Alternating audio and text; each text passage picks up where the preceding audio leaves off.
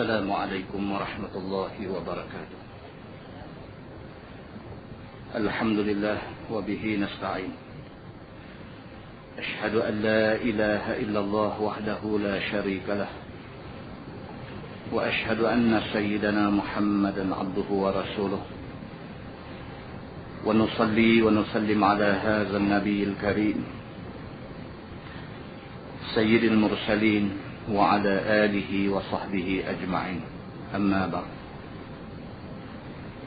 أيها المؤمنون اتقوا الله، أوصيكم وإياي بتقوى الله، فقد فاز المتقون. Muslimin dan muslimat, mudah-mudahan dirahmati Allah Subhanahu wa taala. Kita menggunakan Bahrul Mazi jilid 16.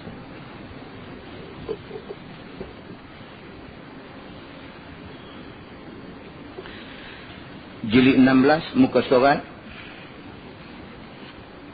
206. Muka surat 206. Masuk satu bab baru, kata dia bab majaa fi samti. Itu bab yang datang pada menyatakan hadis yang membicarakan diam daripada berkata-kata. Ini pada malam ni kita nak tengok satu tajuk yang semua kita susah nak buat. Susah.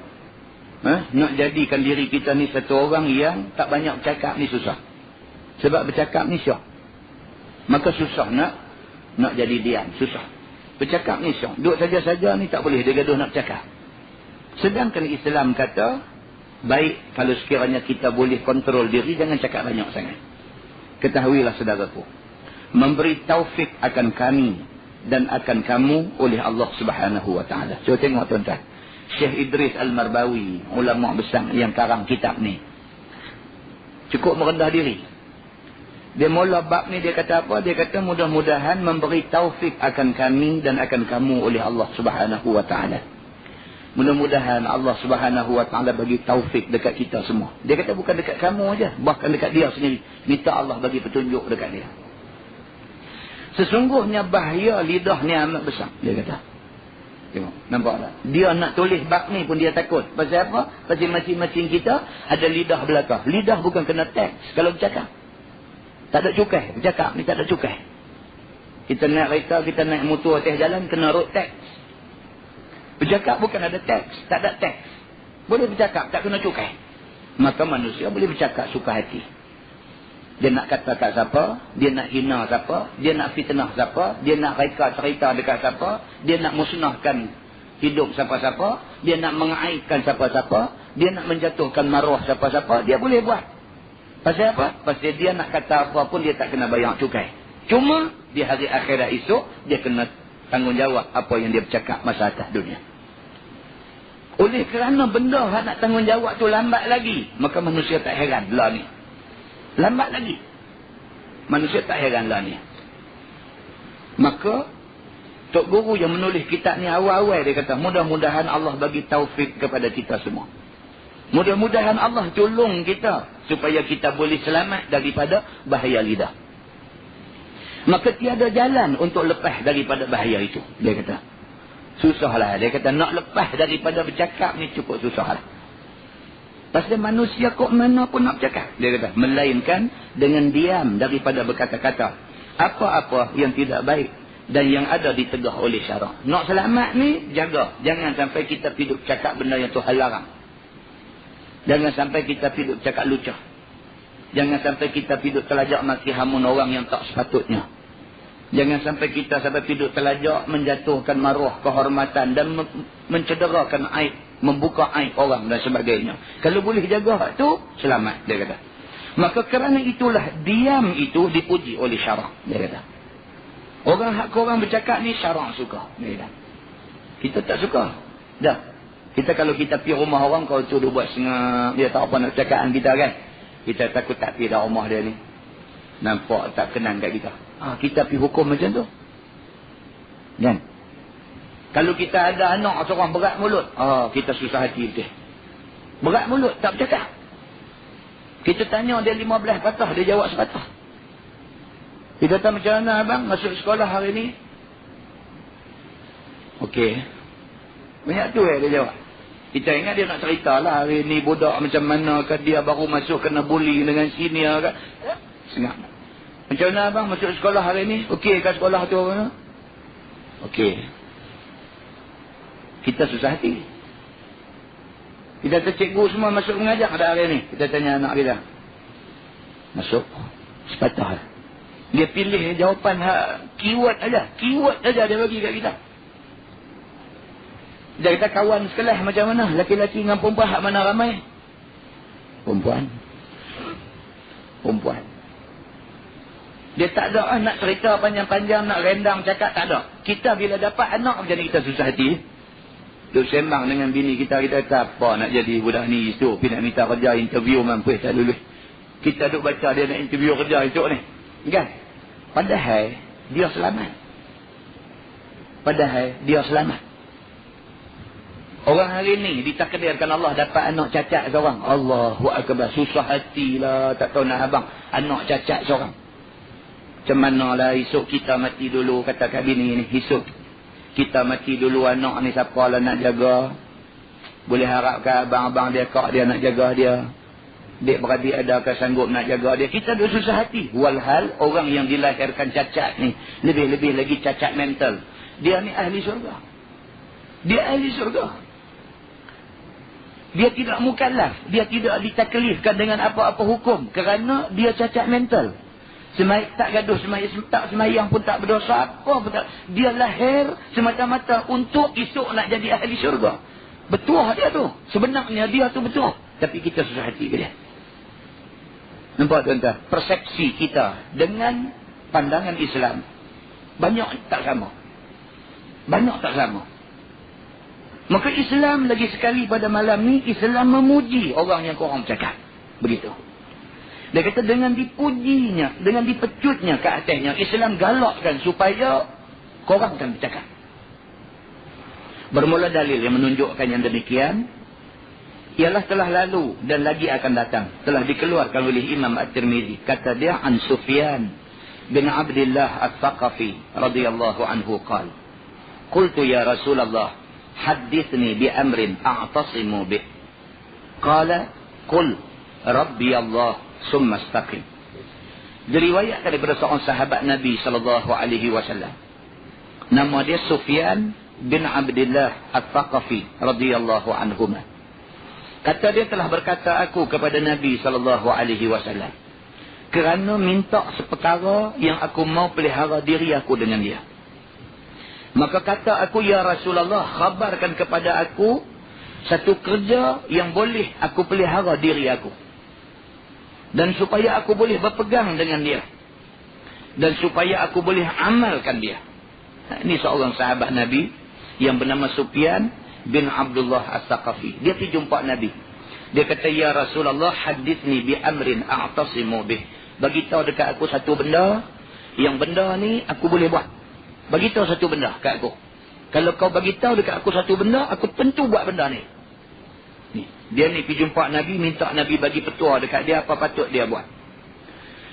Bila didengar oleh Nabi SAW akan tanya yang demikian itu, maka Nabi menjawab. Kata Nabi, kata olehmu, Rabbi Allah, Tuhan aku Allah subhanahu wa ta'ala, dan tiada Tuhan melainkan dia. Kemudian tetap olehmu dan kekal olehmu atas yang demikian itu. Dan beramallah kamu atas amal yang saleh serta amal yang sahih iman kamu. Yang demikian itu selama-lamanya. Itu dia. Nabi kata kat dia, kalau kamu nak selamat, dua benda ni kamu buat. Apa dia? Nabi kata yang pertama, Rabbi Allah. Duk di mana pun kamu kata Tuhan aku Allah. Di mana pun kamu duduk, kamu kata Rabbi Allah, Tuhan aku Allah. Kalau kamu suruh aku buat benda yang Allah larang, aku tak buat. Pasal Tuhan aku Allah, aku kena ikut Tuhan. Kalau kamu paksa aku suruh berzina, aku sekali-kali tidak akan berzina. Pasal apa? Pasal zina dilarang oleh Allah. Tuhan aku Allah, Allah larang, aku tak buat. Yang tu satu. Summa istaqim. Nabi kata yang kedua, kamu kena pastikan kamu istiqamah, kamu tetap atas apa yang kamu kata. Sampai bila-bila pun kamu kira Allah subhanahu wa ta'ala pegangan kamu. Macam tu Nabi kata. Bila sudah habis sabda Nabi SAW yang demikian itu, maka Sufyan bin Abdullah As-Saqafi berkata lagi, Qultu ya Rasulullah, ma akhwafu ma takhafu alayya, fa akhadha bilisani nafsi, summa qala hadha. Maka kata aku, ya Rasulullah, apakah yang lebih ditakuti daripada barang yang Tuhan hamba takut ke atas hamba? Dah Nabi pesan dekat dia tadi ni, kamu kata Tuhan kamu Allah walau di mana kamu duduk, lepas tu kamu pasti kamu pegang sungguh-sungguh dengan kata tu. Dia tanya lagi Nabi, dia kata, ya Rasulullah, apa benda yang kamu takut aku sebuat? Apa dia? Nabi SAW bila dengar akan kata Sufyan ini, maka ia pun menghulurkan akan lidahnya sendiri serta dipegangnya. Kemudian sabda Nabi, peliharalah olehmu akan ini lidah daripada bertutur dengan kejahatan dan dengan yang ditegah oleh syarak. Nabi tunjuk lidah dia. Nabi kata ni, hadza. Nabi kata ni benda ni. Kalau kamu betul-betul nak selamat, benda ni mau duk jaga. Jangan sampai kamu guna benda ni, pergi duk buat benda yang Tuhan larang. Nabi kata macam tu dekat dia. Kata At-Tirmizi, ini hadis hasan lagi sahih. Dan telah dikeluarkan oleh Imam Al-Ghazali di dalam Ihya. Kata dia, waqala Anas bin Malik, qala sallallahu alaihi wasallam, la yastaqimu imanul abdi hatta yastaqima qalbuh, wa la yastaqimu qalbuh hatta yastaqima lisanuh, wa la yadkhulul jannah rajulun la ya'manu jaruhu bawa'iquhu. Bawa'i itu ada amzah tentu, bawa'iquhu.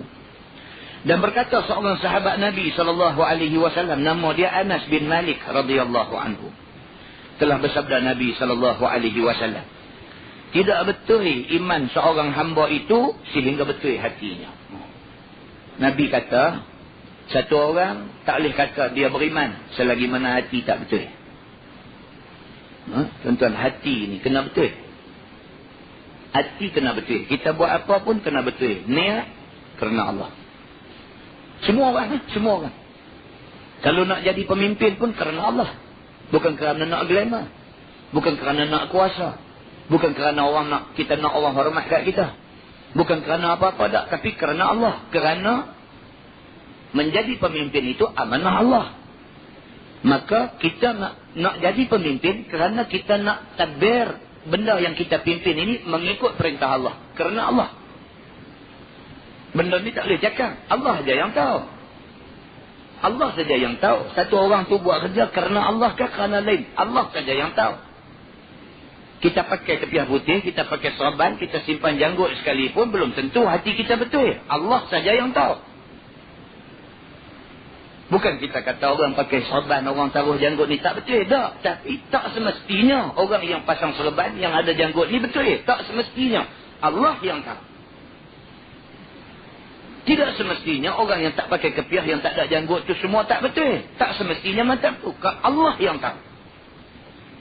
Apapun, siapapun, hati kena betul. Allah tahu. Ini cerita. Dalam agama, dia punya cerita macam tu. Itu sebab Nabi kata, Inna Allah la yanzuru ila suwarikum. Sesungguhnya Allah tidak melihat luaran kamu. Walakin yanzuru ila qulubikum wa niyatikum. Tapi Allah tengok hati kamu dan niat kamu. Allah tengok kita, dia tahu kita zahir batin. Manusia tengok kita, dia nilai kita, luar kita saja. Maka dengan kerana tu, dengan Allah tak boleh main-main. Maka dengan kerana tu, dengan Allah kita tak boleh buat nakal. Tak boleh. Dengan Allah tak boleh. Sebab Allah tahu kita sebenar siapa. Allah tahu. Kita punya true color, Allah tahu. Bini kita tak tahu. Kawan baik kita tak tahu. Jiran kita tak tahu. Orang-orang yang duduk kenal dengan kita, jumpa kita hari-hari tak tahu. Tapi Allah tahu. 10 kali kita habang kalau orang kata kita ikhlas. Tapi kalau kita tak ikhlas, Allah tahu. Kita bercakaplah macam mana pun nak tarik orang supaya orang kata kita ni baik. Tapi kalau kita sebenarnya tak baik, Allah tahu. Kita boleh tipu semua orang, tapi kita tak mungkin nak menipu Allah. Allah Subhanahu wa ta'ala. Kita tak boleh tipu. Hari ini kita boleh tipu semua orang. Di padang mahsyar esok, semua orang tahu. Kata selama ni kita tipu mereka. Muslimin dan muslimat yang dirahmati Allah sekalian. Maka dalam hadis ni, Nabi kata, La yastaqimu imanul abdi hatta yastaqima qalbuh. Nabi SAW kata, tidak betul iman seseorang hamba itu sehingga betul hatinya. Mengaku beriman banyak mana pun, kalau hati betul, baru betul iman dia. Begitu. Dan tidak betul benar hati seseorang itu hingga betul benar lidahnya. Hati ni kita nak tahu hati orang tu betul tak betul, tengok mulut dia cakap betul tak betul. Kalau bercakap duk bohong, hati tak betul. Kalau cakap bohong, kadang-kadang abang kata saya ni ikhlas tu saya cakap. Mulut bohong, apa hak terbit di mulut, dia mai pada hati. Maka selagi mana bercakap tak betul, itu menunjukkan hati dia tak betul. Dan tiada masuk syurga oleh laki-laki yang tidak aman oleh jirannya daripada kejahatannya. Nabi SAW kata, satu orang tu tak akan boleh masuk syurga selagi mana jiran sebelah rumah duk jadi susah kerana jahat dia. Tak usah main masjid semayang tunggin terbalik apa semua. Kalau balik di rumah, duk buka radio derai-derai, bumbang-bumbang sampai jiran sebelah rumah. Jadi tak boleh nak tenang kerana perangai dia. Tak usah. Selagi mana jiran sebelah rumah rasa terganggu kerana jahat dia. Kerana jahat dia. Kalau kerana baik dia, jiran terganggu tak apa. Tiap-tiap kali nak keluar main masjid, Assalamualaikum. Panggil jiran sebelah. Jom, malam ni ada mengaji. Kalau dia rasa terganggu kerana kita duk ajak dia main masjid, itu bukan kerana jahat kita ada. Yang tu kita bagus. Ini jahat ni. Saja. Buka motor, start, rom, bagi kawan sebelah ni terganggu. Hari-hari dia buat macam tu. Jiran jadi sakit kerana jahat dia ni. Hak macam ni, duk rom motor pasal nak main masjid. Tak mahu. Bukan setakat tak mahu. Nabi SAW kata, La yadkhulul jannah. Tidak masuk surga. Rajulun la ya'manu jaruhu bawa'iquhu. Tidak masuk surga. Satu orang laki-laki yang jiran dia tidak aman daripada kejahatan dia. Muslimin dan muslimat yang dirahmati Allah sekalian. Wa qala sallallahu alaihi wasallam, Man sarrahu an yaslama falyalzami samta.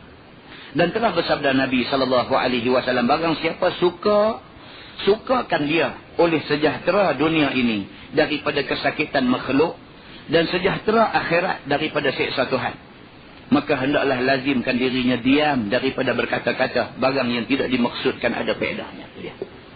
Nabi kata, siapa yang atas dunia ni nak selamat daripada makhluk, nak selamat daripada orang duk cemuh, duk kata macam-macam, dan nak selamat daripada siksa Tuhan di hari akhirat, dia punya rahsia dia satu aja. Tak usah cakap banyak. Jumpa orang senyum aja. Assalamualaikum. Cerita panjang-panjang tak usah. Bila kita mati, tuan-tuan, automatik orang-orang yang kenal kita puji kita. Oh, dia kata baguslah, dia ni keramai hidup. Orang akan kata macam tu. Kalau main satu orang kata, mampu bila senang, aku senang, dia ni tak ada. Dia pasal apa? Bodoh sengak sampai tak cakap dengan orang. Dia ni kena piceng, ada masalah. Perak rut mau pergi ceng dia ni. Apa nak pergi marah ke orang tak kata apa kat kita? Kita nak marah apa kat dia? Kalau kita marah, kita ada benda tak jelas. Orang tu tak pernah kata apa kat kita, cerca kita tak pernah, fitnah kita tak pernah, aibkan kita tak pernah, maki hamun kita dok sekali-kali, kita nak pergi marah dia. Pasal apa? Tak ada pasal kita nak pergi marah orang yang tak pernah buat apa kat kita. Sebaliknya manusia ni automatik. Kalau orang hak jenis baik ni mati, automatik dia akan bercakap. Dia kata apa? Baguslah, Allah yarham ni masa hidup bagus. Mai pula seorang dia kata, roh ni payahlah nak cari orang macam dia. Semua orang automatik Allah campakkan ke dalam hati orang ramai, semua pakat puji manusia yang macam ni. Nabi SAW kata, kalau kamu nak selamat dunia dan akhirat, maka lazimkanlah diri kamu dengan diam. Dia kata, wa ruwiya anna Umar bin al-Khattab radhiyallahu anhu ra'a Abu Bakr as-Siddiq radhiyallahu anhu wa huwa yamuddu lisanahu bi yadihi faqala lahu ما تصنع يا خليفة رسول الله صلى الله عليه وسلم؟ قال هذا أوردني الموارد. إن رسول الله صلى الله عليه وسلم قال ليس شيء من الجسد إلا يشكو إلى الله تعالى اللسان على حدته. Dan diriwayatkan bahawasanya Amirul Mukminin Umar Al-Khattab radhiyallahu anhu telah melihat akan Sayyidina Abu Bakar As-Siddiq radhiyallahu anhu sedang menghulurkan lidahnya dengan tangannya. Maka kata Sayyidina Umar, kenapa engkau perbuat yang demikian itu ya Khalifah Rasulullah? Jawab Sayyidina Abu Bakar, telah membawa ia akan daku ke tempat yang celaka. Itu dia. Sayyidina Umar satu hari duduk berjalan-jalan, jumpa Sayyidina Abu Bakar. Sayyidina Abu Bakar duduk sorang-sorang, dia duduk pegang lidah dia. Dia jelai lidah dia, dia duduk pegang lidah dia. Sayyidina Umar lalu tengok apa hal dengan Sayyidina Abu Bakar ni. Duduk jelai lidah, duduk pegang lidah dia. Maka Sayyidina Umar pergi tegur Sayyidina Abu Bakar. Dia kata, ya Khalifah Rasulullah, wahai Khalifah Rasulullah, apa hal dengan kamu ni? Duduk jelai lidah, duduk pegang lidah ni, apa hal dengan kamu? Jawab Sayyidina Abu Bakar As-Siddiq, dia kata, ni aku duk pegang ni lidah. Lidah ni telah membawa aku ke tempat celaka. Dia kata. Sayyidina Abu Bakar, dia kata ni, aku duk pegang ni lidah. Lidah ni dia punya pasal boleh jadi celaka ke aku. Dia kata. Bahwasanya Nabi SAW bersabda ia, tiada sesuatu daripada jasad dan daripada anggota melainkan mengadu kepada Allah Subhanahu wa taala akan lidah itu atas ketajamannya. Sayyidina Abu Bakar kata, aku teringat Nabi SAW. Nabi ada kata, Nabi kata semua anggota badan manusia, mata, telinga, hidung, kulit, tangan, kaki, semua duk mengadu kepada Allah Subhanahu wa taala, duk mengadu tentang lidah yang tajam ni. Kita baca dah sebelum puasa itu kan. Hadis yang cerita kata, bila manusia ni bangkit pagi-pagi, apa jadi? Semua anggota badan ni duk mengadu dekat lidah. Minta, wahai lidah, tolonglah jangan duk buat pasal hari ni. Kalau kamu buat pasal, habis kami semua akan kena seksa dengan Tuhan. Kerana kamu piduk fitnah orang, satu badan kena masuk neraka. Tak ada pasal-pasal, kulit kena bakar, tangan kaki kena bakar, habis satu anggota badan kena bakar. Kerana kamu duk cakap benda tak betul, kami semua kena masuk neraka. Pagi-pagi bila bangun saja manusia daripada tidur, semua anggota badan mengadu, merayu kepada lidah, jangan duk bercakap benda tak elok hari ni. Ni pula hadis yang kita baca malam ni, semua anggota badan ni duk mengadu dekat Allah, mengadu kepada Allah supaya Allah pertimbangkan yang salah ni bukan mereka, tapi yang salah ni lidah. Lidah ni yang tajam. Kerana lidah, habis semua badan jadi binasa. Dan kerana pulut, santan binasa. Bila orang ubah, dia kata kerana pulut, derian binasa. Dia kata. Tak makan pulut, tak gaduh santan. Dia kata pakai pulut, derian tu jadilah. Kerana pulut, santan binasa. Kerana mulut, badan binasa. Mulut kita hidup bercakap tak betul, orang hak kita duduk cakap tak betul tu dengar, dia main dia bagi kita sebiji saja yang sakit. Kerana mulut, pipi sakit. Itu sakit atas dunia. Akhirat esok, kena lagi sekali dengan Tuhan pula. Begitu. Yang ni atas bisanya lidah itu, dari sebab berkata ia perkataan yang ditegah syarak. Satu lagi hadis dia kata, wa an Abdullah bin Mas'ud annahu kana 'ala as-safa yulabbi ويقول يا لسان قل خيرا تغنم واسكت عن شر تسلم من قبل أن تندم. فقيل له يا أبا عبد الرحمن أهذا شيء تقوله أنه شيء سمعته؟ فقال لا بل سمعت رسول الله صلى الله عليه وسلم يقول إن أكثر خطايا ابن آدم في لسانه. Dan diriwayatkan daripada seorang sahabat Nabi SAW. Nama dia Abdullah bin Mas'ud radhiyallahu anhu. Bahwasanya adalah dia atas bukit Mekah yang bernama Bukit Safa. Hal keadaannya berteriak dan berkata, wahai lidah, kata olehmu akan kalam yang baik dan kalam yang berkebajikan. Nescaya beruntung kamu. Dan diam engkau wahai lidah daripada bertutur yang jahat. Nescaya sejahtera engkau dahulu daripada engkau menyesal. Bila didengar orang akan kata yang demikian itu, maka orang tanya kepada dia. Kata orang, hai Bapa Abdul Rahman, adakah ini satu perkara, satu perkataan yang engkau katakan dia daripada rekaan diri kamu seorang diri? Ataupun perkataan yang kamu dengar akan dia daripada siapa-siapa? Ini cerita ni. Cerita tentang sahabat Nabi yang bernama Abdullah bin Mas'ud. Dan Ibnu Mas'ud ni orang terkenal. Abdullah bin Mas'ud ini sahabat yang cukup terkenal. Dia ni satu hari dia pergi naik atas bukit Safa. Tempat orang duduk sa'i Safa Marwah tu. Dia pergi naik atas bukit Safa, dia duduk menjerit di atas bukit Safa. Tu dia kata, ya lisan, qul khairan taghnam, waskut an syarri taslam min qabli an tandam. Dia naik di atas bukit, dia duduk menjerit bagi orang dengar.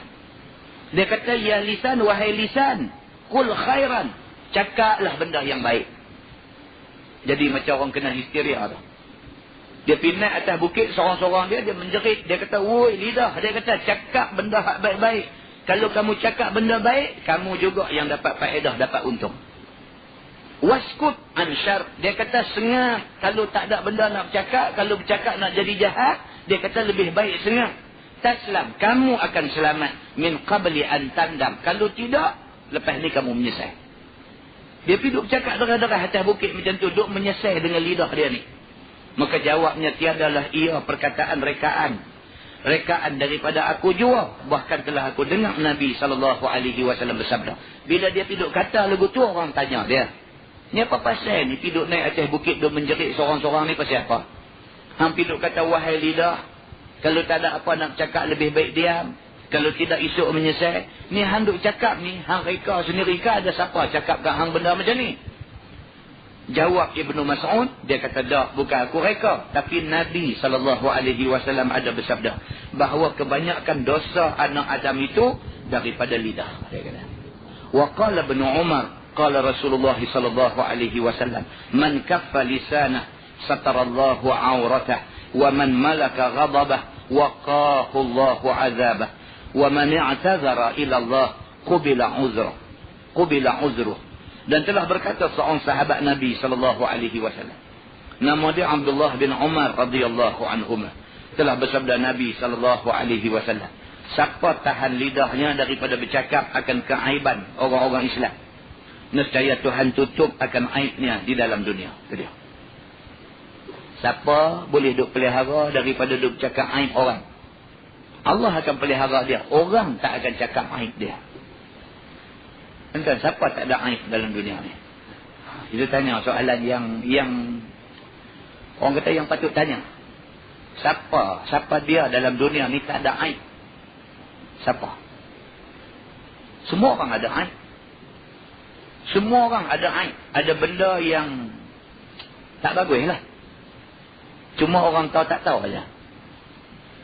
Kita pergi duduk cakap aib orang. Aib kita ada ke tak ada? Kalau kita boleh bercakap aib orang, orang tak boleh bercakap aib kita. Tapi Nabi SAW kata, kalau kita boleh jaga, kita tak bercakap aib orang, Allah akan jaga kita. Orang tak akan bercakap aib kita. Muncul. Benda ni muncul. Dia ada give and take. Kita bagi, kita dapat. Kita boleh jaga. Jangan piduk cerita aib orang sangat-sangat. Allah akan jaga orang ramai ni. Orang tak akan cakap aib kita. Allah kata macam tu. Nabi SAW bagi tahu macam tu. Dan siapa menahan dia akan marahnya serta kuasa dia atas membela dia, nescaya dipelihara Allah akan dia daripada azab di akhirat esok. Siapa yang marah, dia boleh kalau dia nak tunjuk marah dia. Betul-betul dia marah. Kalau dia nak tumbuk pun boleh. Tapi dia tak. Dia kontrol marah dia. Allah pelihara dia daripada kena azab akhirat esok. Begitu. Dan barang siapa minta uzur kepada Allah, nescaya diterima uzurnya. Kalau kita tak boleh buat benda yang agama suruh buat banyak-banyak ni, kita tak boleh buat. Kita boleh buat kadar yang termampu. Allah terima keuzuran kita. Dengan syarat kita nak buat, tapi pada kadar kemampuan kita. Hak wajib fardu mesti kena buat lah. Mampu tak mampu mesti kena buat. Ni hak sunat banyak-banyak ni. Ikut hati nak buat. Tapi tak termampu kita kalau nak buat. Macam mana yang disuruh oleh agama sepenuh ni tak boleh. Takat yang mampu kita buat, kita minta uzur dengan Tuhan. Ya Allah, aku mampu takat ni aja. Tuhan terima uzur kita. Dengan syarat, kita memang nak buat. Allah tahu kita nak buat, kita mau buat, Allah tahu. Muslimin dan muslimah yang dirahmati Allah sekalian. Wa ruya anna Mu'az bin Jabal qala, ya Rasulullah, awsini. Qala u'budullah ka'annaka tarah. Wa'adda nafsaka fil mautah. Wa in syi'ta unabbi'uka bima huwa amlaku laka min hadha kulli. Wa asyara biyadih ila lisani. Dan diriwayatkan orang bahwasanya seorang sahabat Nabi sallallahu alaihi wasallam yang bernama Mu'az bin Jabal radhiyallahu anhu telah berkata, Mu'az, ya Rasulullah, pesanlah olehmu kepada aku. Mu'az bin Jabal jumpa Nabi, ya Rasulullah, bagilah apa-apa pesan dekat aku. Tuan-tuan, yang ni adalah tabiat sahabat. Bila jumpa Nabi, minta Nabi pesan. Bila jumpa Nabi, minta Nabi doa kebaikan. Kita, benda ni kena jadi satu budaya kita. Kita jumpa budak-budak ni, budak-budak ma'at tahfiz, budak-budak hafal Quran ni. Jumpa mereka, kita nanti minta kat mereka, doa kat saya. Mereka kata, apa ustaz ni, ustaz lah doa kat kami. No. Saya doa kat apa, hampa doa kat saya. Mereka, tuan-tuan, hafal Quran ni bersih. Bersih. Kita minta kat mereka. Mereka budak-budak muda, umur baru belas-belas tahun. Tapi mereka bersih di sisi Allah subhanahu wa ta'ala. Jumpa mereka, minta doa untuk saya. Minta. Ni tak ada berasa macam kita aja boleh doa. Kita ni siapa? Kadang-kadang jumpa satu orang, nampak dia ni tak ada apa. Nobody. Dalam masyarakat tak ada siapa nak peduli kat dia. Saya jumpa seorang kok belah batu kat sana. Ontor dah. Janggut putih. Duk tidur, merasa dia tidur masjid, tidur surau, tidur. Tak cakap apa, senang jalan bongkok macam tu. Surau masjid, surau pejabat ke, kalau orang buka apa tang mana dia nanti tidur. Malam, satu malam saja nak pergi tengok. Daripada abang, daripada ustaz, dia ni duduk tumpang tidur tang-tang ni. Saja nak pergi tengok. Tengah malam pergi kan, saja nak pergi tengok. Buka pintu, duduk semayang, tuan-tuan. Semayang. Siapa pun tak kenal dia. Saya pun tak tahu nama dia. Muka bersih, cantik. Allahu Akbar. Tuhan dengan dia macam mana kita tak tahu. Tahkah orang macam ni yang siapa pun tak pernah berasa nak ambil tahu nama dia. Tahkah dia ni kalau angkat tangan minta, Tuhan bagi apakah? Dan Tuhan nanti bagi. Siapa ni orang ni? Saya duk cakap kat kawan-kawan yang ada. Saya kata, orang tuan ni bagus. Saya kata, orang tuan ni bagus. Hampa tak ada RM10, ada RM5, bagi RM5 kat dia. Dia tak minta. Dia tak nak minta kat sebab dia bukan meminta-minta. Tak ada. Dia minta satu ya, minta izin nak tidur di surau. Itu ya, jangan halau dia. Dia tak minta duit siapa pun. Hampa tak ada RM10, bagi. Tak ada, bagi RM1. Bagi kat dia. Tak ada, panggil dia mai ajak makan di meja. Tak belanja dia makan. Allah ni makan banyak mana? Buat baik kat dia, tak rugi Dia tak tahu kita siapa. Kita buat baik kat dia. Saat lagi malam dia bangkit semayang, dia angkat tangan, dia minta dekat Tuhan. Ya Allah, dia kata, orang hak belanja aku tadi, minta murah rezeki dia. Allahu Akbar. Kita ni, kita duk tumpu ustaz, duk guru dah. Duk tumpu ni ustaz minta tolong doa saya, lugu ni. Boleh lah. Tapi ni hak jenis-jenis ni. Hak jenis-jenis personality yang tersembunyi ni. Ni, personality yang tersembunyi. Orang tak kenal dia, orang tak peduli kat dia. Tapi kita bila kita tengok dia, kita mengamati dia, kita cuba nak kenal dia. Oi, orang cantik. Sabda Nabi SAW, sembah olehmu akan Allah, seolah-olah engkau nampak akan dia.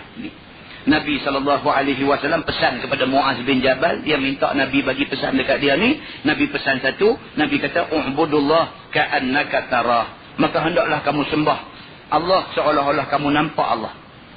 Dan hitungkan olehmu akan dirimu sendiri di dalam orang-orang yang mati. Kamu anggap kamu ni dah matilah. Tuan-tuan, kita kalau dah mati dah ni, tak ada manusia yang paling menyesal seperti mana menyesalnya orang yang dah mati. Ada hadis yang menceritakan tentang tiap-tiap hari Allah turunkan malaikat ke bumi ni. Ada malaikat yang disuruh jaga kawasan perkuburan. Ada malaikat yang suruh jaga, yang disuruh oleh Allah jaga di kawasan pasar, kawasan market dan sebagainya. Malaikat yang duk jaga di kawasan kubur ni duk dengar suara penghuni kubur ni. Masing-masing duk kata, ya Allah, kami sangat menyesal pasal masa kami hidup dulu, kami tak guna masa yang kamu bagi dekat kami untuk ibadat kepada kamu. Kami tak bercampur dengan jamaah yang belajar Quran di masjid. Kami tidak berzikir kepadamu. Ni penghuni kubur ni duk meratih. Duk meratih ni, malaikat duk dengar sorak-sorak mereka ni semua. Penghuni kubur tu tuan-tuan, kalau boleh Allah bagi hidup 5 minit cukup. Dia bangkit mai, harta ada kat dia semua dia nak sedekah habis semua sekali. Kalau boleh. Penghuni kubur tu kalau Allah bagi peluang dia hidup balik sehari ni dia tak makan, dia tak minum pun tak apa. Dia akan buat ibadat mukhlisina lahuddin, kepada Allah ikhlas, seikhlas-ikhlasnya. Maka Nabi SAW dia kata dekat Muaz bin Jabal, kalau kamu nak jadi orang baik, wa'adda nafsaka fil mauta, kamu anggap kamu macam orang yang dah mati. Macam mana menyesalnya orang mati, kamu anggap kamu macam orang mati, kamu buat benda-benda supaya kamu esok tak menyesal. Kata dia, dan jika engkau berkehendak, maka boleh aku khabar kepadamu dengan barang yang lebih upaya bagimu daripada ini semuanya. Nabi kata, takat tu aku habang pun berat dah kalau nak buat. Tapi kalau mau lagi, aku nak bagi tahu lagi satu. Nabi kata. Dan diisyaratkan dengan tangannya kepada lidahnya. Nabi pun tunjuk lidah dia. Yang tahan akan dia daripada berkata yang sia-sia dan yang berdosa. Nabi kata, aku nak tambah satu lagi. Kalau hang mampu buat, jaga lidah. Maknanya apa tuan-tuan? Susah. Yang tu susah. Cukup susah nak jaga. Muslimin dan muslimat yang dirahmati Allah sekalian. Satu hadis lagi dia kata, wa an Safwan ibn Salim radhiyallahu anhu qala Rasulullah sallallahu alaihi wasallam, ala ukhbirukum bi aisaril ibadah wa ahwaniha 'ala al badan, as-samtu wa husnul khuluq. Dan diriwayatkan daripada Safwan bin Salim, katanya telah bersabda Nabi sallallahu alaihi wasallam, maukah aku khabarkan kepada kamu dengan yang lebih mudah daripada segala ibadat dan lebih senang atas badan? Nabi kata, aku nak habang dekat hampa satu ibadat yang mudah saja nak buat. Badan pun tak payah susah-susah nak buat ibadat ni. Maka jawab mereka itu, khabarkanlah kepada kami ya Rasulullah. Sabda Nabi, iaitu diam dan baik perangai. Benda ni mudah, Nabi kata. Nak bercakap susah. Nak bercakap tentu kena fikir. Saya nak main baca kitab, kena baca dulu. Tak boleh main-main dah buka, dah lah mata sakit sebelah. Duduk tengok tak nampak pula. Huruf apa tu, huruf apa tu. Orang dipunggil sejadah main ke depan. Bila tahu nak baca kitab, prepare lah dulu. Orang marah kita. Nak main baca kitab, nak kena duduk baca dulu. Nak baca kitab, nak kena prepare dulu. Nak bercakap ni, nak kena prepare dulu. Diam tak kena prepare apa? Diam. Main lagu duduk-duduk macam-macam yang apa main. Tuan-tuan tengok saya pun tengok tuan-tuan. Tuan-tuan tengok, saya pun tengok. Tak apa hal pula dia ni malam ni.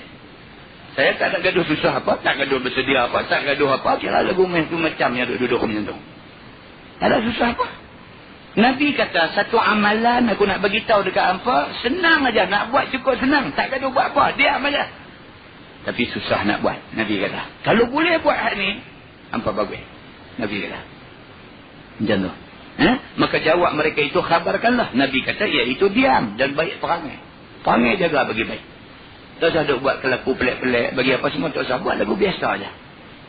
Boleh buat yang tu, Nabi kata, yang tu lah yang paling baik untuk kamu. Wa qala Abu Hurairah qala Rasulullah sallallahu alaihi wasallam, man kana yu'minu billahi wal yawmil akhir falyaqul khairan aw liyaskut. Dan diriwayatkan daripada seorang sahabat Nabi sallallahu alaihi wasallam, namanya Abu Hurairah radhiyallahu anhu, telah bersabda Nabi sallallahu alaihi wasallam, siapa percaya dengan Allah dan hari kemudian, maka hendaklah berkata akan perkataan yang baik, ataupun hendaklah ia diam sahaja. Diam. Nabi kata, kalau betul-betul beriman dengan Allah Subhanahu wa taala, cakap hak baik-baik ataupun diam. Kalau nak bercakap, pastikan hak baik-baik. Benda hak bawa pengajaran dekat orang. Kalau bawa cerita pun cerita yang orang boleh ambil yang iktibar. Buat benda yang baik-baik. Kalau tak boleh, duduk diam saja. Wa 'anil Barra' bin 'Azib radhiyallahu anhu qala jaa'a a'rabiyyun ila Rasulillah sallallahu alaihi wasallam.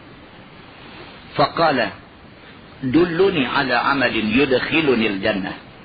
Qala at'imil jaa'i' wasqi adh-dham'an wa'mur bil ma'ruf wanha 'anil munkar fa in lam tuti' fakuffa lisanak illa min khair. Diriwayatkan daripada seorang sahabat Nabi sallallahu alaihi wasallam. Nama dia Al-Barra' bin 'Azib radhiyallahu anhu. Kata dia telah datang seorang badui kepada Nabi sallallahu alaihi wasallam. Maka kata orang badui itu, ya Rasulullah, tunjuklah kepada hamba amalan yang boleh memasukkan hamba akan syurga. Mai satu Arab badui jumpa Nabi, dia ni teringin sangat, tak boleh tahan lah. Dengar Nabi duk cerita pasal syurga, baik syurga, nikmat yang ada dalam syurga, keadaan dalam syurga.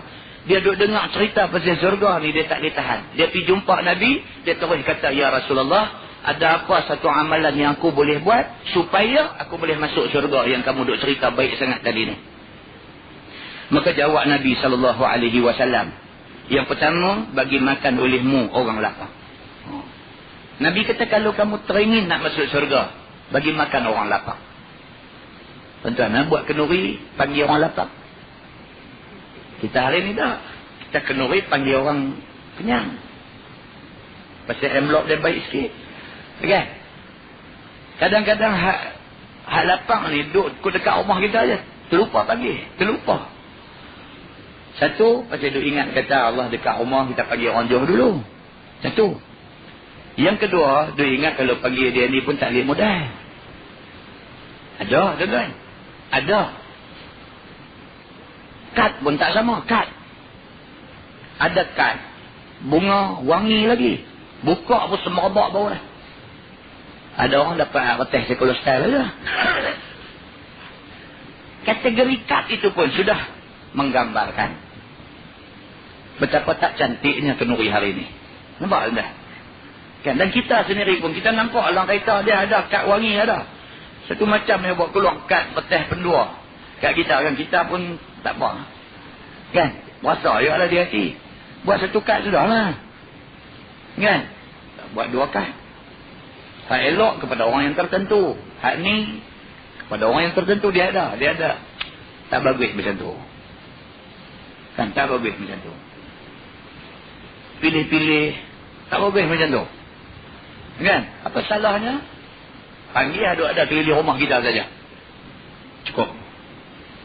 Cukup. Tak payah tak apa sana panggil seorang ni. Bila cabut-cabut macam tu, tak apa cantik. Begitu. Islam kata apa? Dalam soal nak jamu makan ni, dia kata at'imil jaa'i'. Bagi makan pada orang lapang. Orang lapang ni maksud dia apa? Orang miskin. Orang miskin. Orang miskin. Orang miskin ni dia lapang.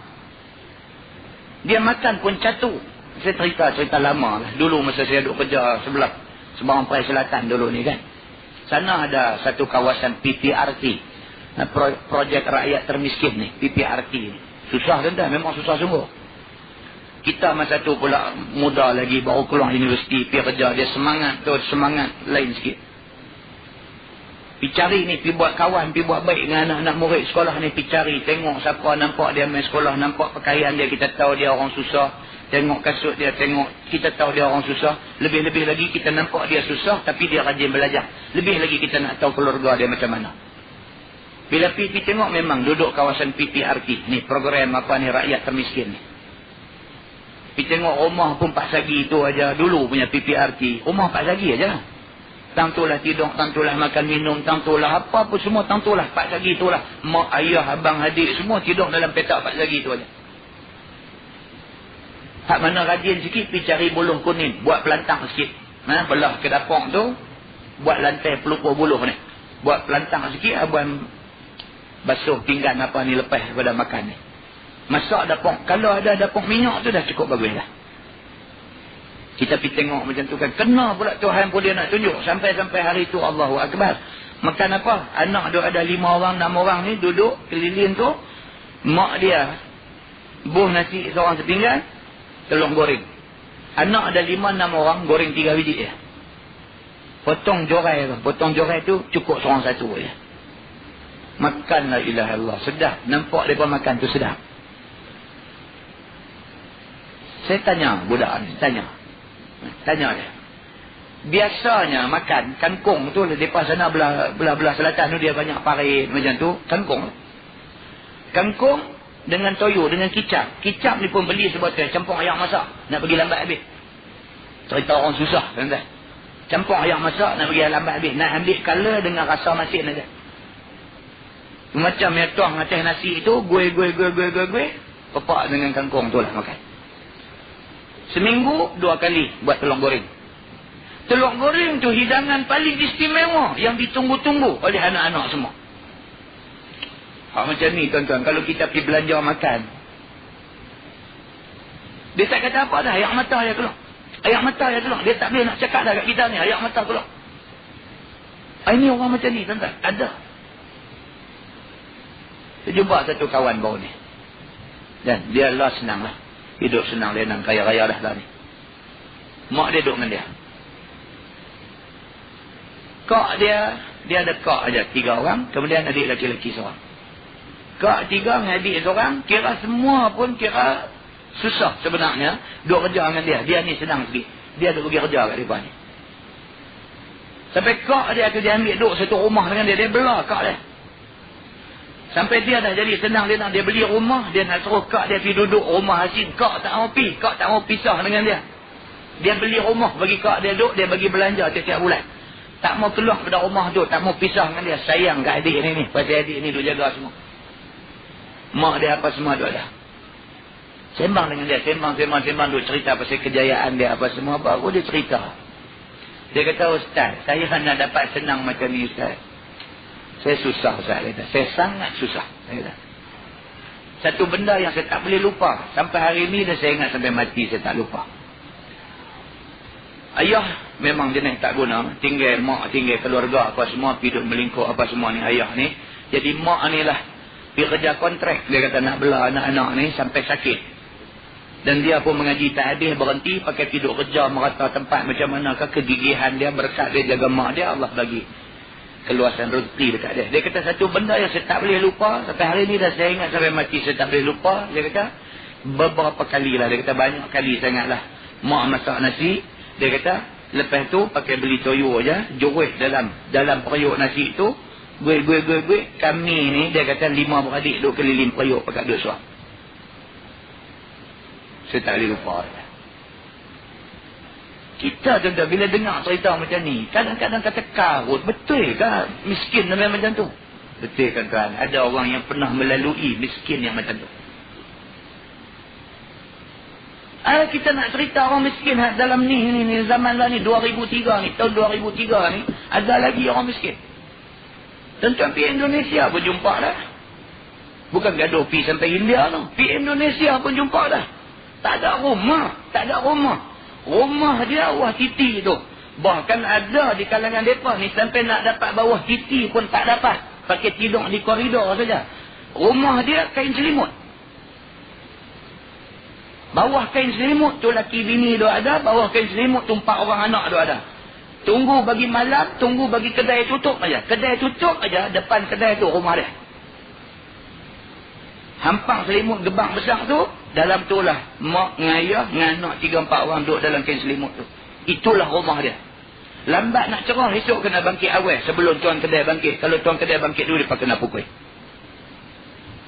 Tuan-tuan, orang yang pernah pergi negeri luar, yang tengok keadaan ni, dia syukur ni tak tahu nak abang ni, apa yang dia dapat di sini.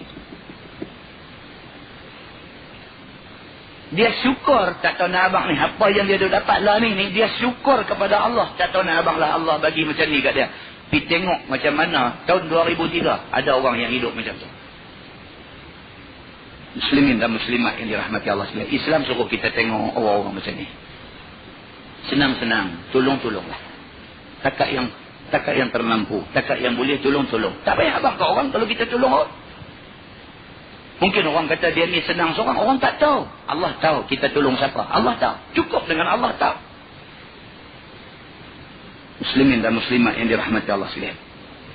Bila Al-Bara' bin Azib cerita benda ni, dia kata tanya Nabi SAW, satu badui tanya Nabi SAW, apakah amalan yang dia boleh buat untuk nak membolehkan dia masuk syurga? Nabi SAW jawab, at'imil ja'i', bagi makan orang-orang yang lapang, orang-orang yang tak ada benda nak makan. Kamu bagi makan pada orang yang macam ni. Dan bagi minum kepada orang yang dahaga. Tuan-tuan, nak minum, Tuhan dia tahan biaya bagi tak ada macam mana. Pentingnya minuman ni sampai warta berita hari-hari. Cerita Malaysia jual ayam kat Singapura, Singapura jual ayam kat Malaysia. Taklah tengok. Malaysia jual murah, dia jual balik mahal. Duk nak semak balik lah apalah harga ayam apa ni tahun 62 sesuai tak pakai tahun 2002, 2003. Ayam tuan-tuan. Ni ayam yang kata sumber kehidupan manusia ni. Tuan-tuan boleh bayangkan kalau sekiranya Allah Subhanahu Wa Taala tahan setitik air tak turun di muka bumi ni, apa jadi kat kita? Kita bangkit tidur pagi, bangkit tidur pagi, buka-buka pancok tak ada air, pasang jannah. Ni nak pergi kerja ni pagi ni. Tengah jalan cari makan mekorek apa-apa, pecah pipi air tang mana ke, rumah kita buka-buka pancok, bunyi roh, kita tak ada air keluar. Pasang je mana? Air tu yang kata air tu. Tangki kecil, rumah tangki kecil. 2 orang mandi habis dah yang tangki tu. Anak bercerekat nak mandi nak pergi sekolah macam mana. Pentingnya air tu. Buka tak ada air tu. Allahu Akbar. Sudahlah kata kelang kabut. Air ni Allah yang mengetahui betapa bernilainya air ni. Orang dahaga tak ada air. Kalau dia dapat setitik air pun bagi dia lebih berharga daripada duit RM1,000. Setitik air dia dapat. Kita hari ni tuan-tuan punya megah kan. Bangkit pagi nak gosok gigi, buka pancong. Oh, ni dah gosok gigi ayam tu buka. Oh, duduk buang lah. Oh, bukan ada apa pun. Oh, tutup dulu apa salah. Tutup dulu gosok gigi. Saya lagi nak kumuk, buka lah. Dah. Oh, duduk tengok. Mewah. Tuhan bagi kat kita mewah. Titik ayam bagi kita tak ada nilai. Satu tangki ayam baru bagi kita ada nilai. Nampak tuan-tuan? Betapa kita tak menilai anugerah Tuhan dekat kita. Sahabat saya kena denggi baru ni. 10 hari duduk ada di pantai Mutiara. 10 hari. Mati berapa orang Penang ni. Kerana denggi ni, mati berapa orang di Penang ni. Dia adalah seorang kena denggi. Tak takut ke tuan-tuan? Doktor dua abang kata pagi tadi mati seorang. Dia baru cek, baru confirm kata denggi. Doktor abang pagi tadi mati seorang, Allah leceh.